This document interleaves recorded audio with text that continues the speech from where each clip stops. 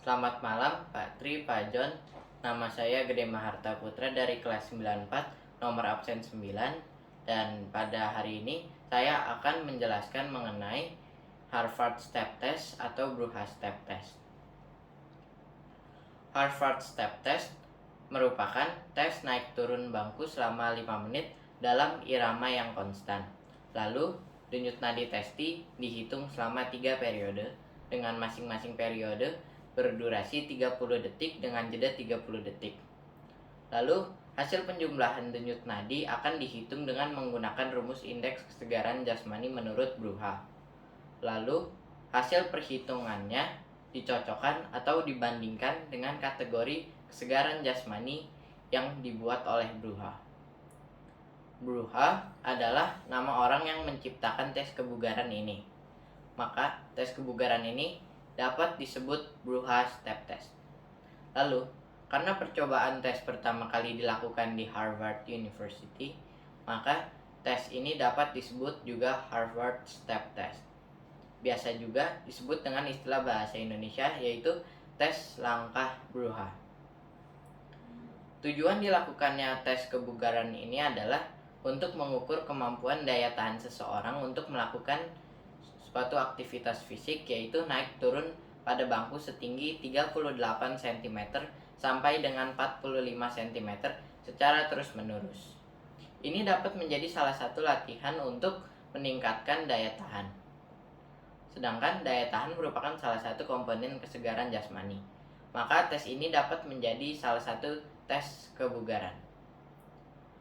Ada dua istilah yang terdapat di dalam tes ini, yaitu testi atau orang yang melakukan tes, dan tester atau orang yang membantu pelaksanaan tes, yaitu dalam memberi aba-aba, mencatat, sebagai timer, dan lain-lain. Dan minimal terdapat satu orang tester.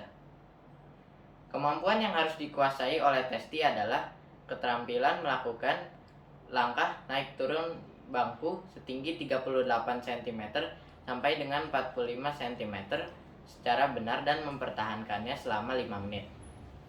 Kemampuan menghitung indeks kesegaran jasmani dengan rumus menurut Bruha serta membandingkannya dengan hasil Harvard Step Test dengan kategori kebugaran yang ada. Sedangkan kemampuan yang harus dikuasai tester adalah keterampilan memberi aba-aba secara jelas, menjadi timer, keterampilan menemukan dan menghitung denyut nadi testi secara akurat, dan mencatat secara baik. Di dalam melakukan sebuah tes, pastinya terdapat prosedur dalam melakukannya. Prosedur pelaksanaan dalam melakukan Harvard Step Test adalah: yang pertama, testi melakukan pemanasan secukupnya. Lalu, memastikan tester dapat menemukan dan menghitung nadi secara akurat. Selanjutnya, menyiapkan bangku dengan tinggi sesuai aturan, yaitu setinggi 38 cm sampai dengan 45 cm, dan mencari tempat yang pasti aman. Lalu setelah aba-aba mulai dibunyikan oleh tester, testi mulai melakukan langkah naik turun bangku setinggi antara 38 cm sampai dengan 45 cm dengan irama konstan, yaitu tidak terlalu cepat tetapi juga tidak terlalu lambat, atau kira-kira sama dengan langkah orang berjalan biasa. Setelah itu, pada langkah pertama atau hitungan 1, naikkan salah satu kaki terlebih dahulu, boleh kaki kanan ataupun kaki kiri, ke atas bangku dengan seluruh telapak kaki 100% menapak pada bangku.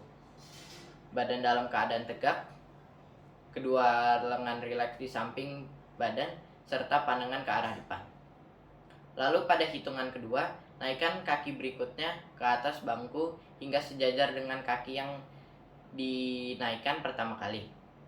Lalu pada hitungan ketiga, turunkan telapak kaki yang pertama kali naik ke bangku dengan badan tetap tegak, kedua lengan rileks di samping badan, pandangan ke depan, lengan tangan boleh diayunkan seperti orang berjalan.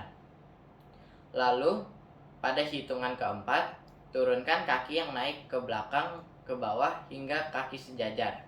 Lalu pada hitungan kelima, naikkan kembali telapak kaki yang pertama kali naik ke bangku.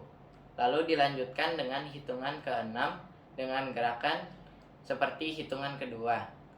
Lalu pada hitungan ketujuh sama seperti hitungan ketiga.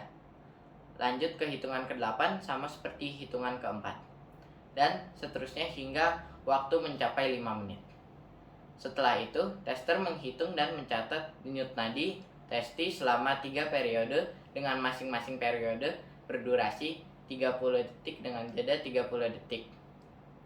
Terdapat beberapa hal penting yang perlu diingat, yaitu testi boleh mulai berganti menaikkan kaki yang duluan maksimum sebanyak 3 kali selama pelaksanaan naik turun bangku.